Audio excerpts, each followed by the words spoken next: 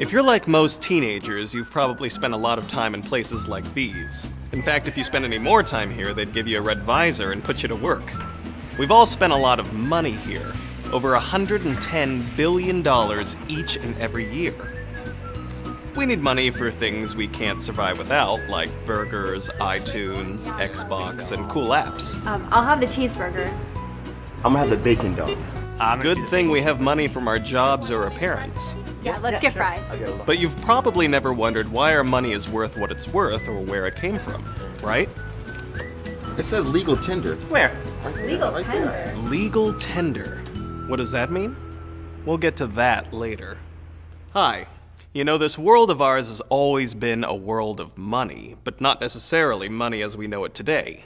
So, what did people use before they used this? What did they use before there was coin and paper? Well, It's just pieces of gold and silver, wasn't it? Maybe gold or silver, like actual gold or silver. Precious metals, and before that, bartering, I would say. Bartering. They bartered. Well, trade maybe, skills. Yeah. Salt and sugar, right? Tokens or like stone tablets. Any sort of livestock, property, any valuables that they had. Animals. Chickens and things. Cows. sheep.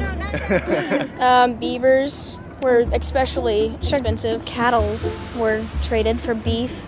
Women. I don't know. This is not opinion, this is fact. Exactly. Plus things like seashells, fish, tobacco, and yeah, you heard right, salt. Did you know in ancient times Roman soldiers were actually paid in salt? In fact, that's why we have the word salary. It comes from the word salt. So how did we get from seashells and salt to bills and Benjamins?